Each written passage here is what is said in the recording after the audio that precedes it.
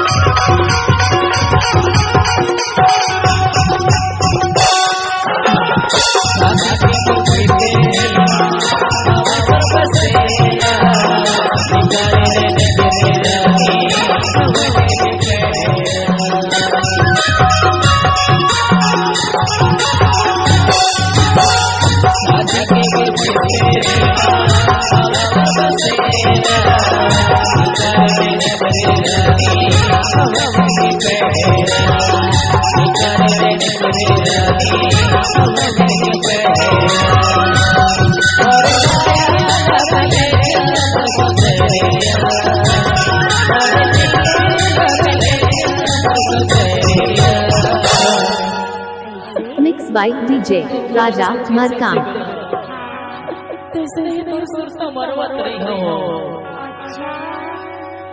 अरे मोर दुख लखल में ज्यादा था सुनना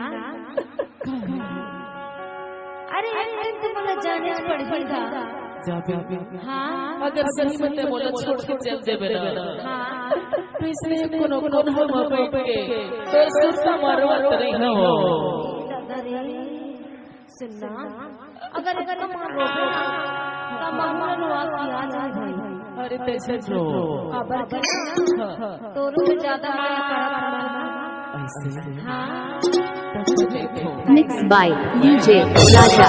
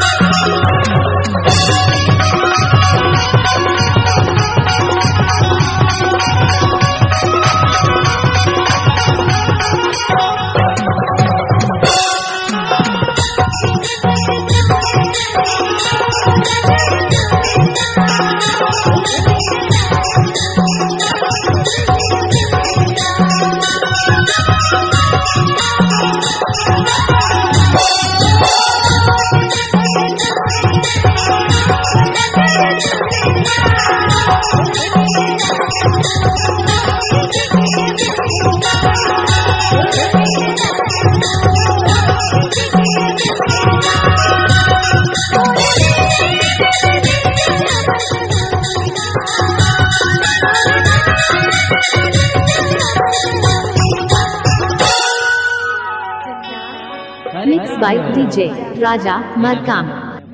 अरे मामा अरे तूने अब तक बड़ माया करत होगा देखिए कैसा ना तब तो बात हो जाएगा ये मैं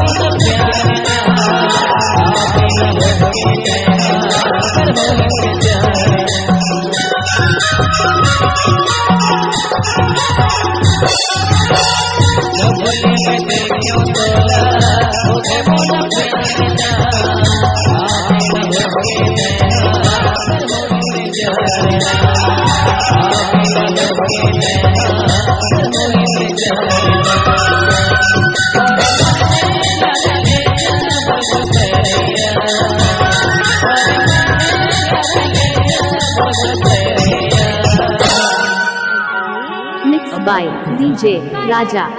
मैं तुर भी तुर भी तुर भी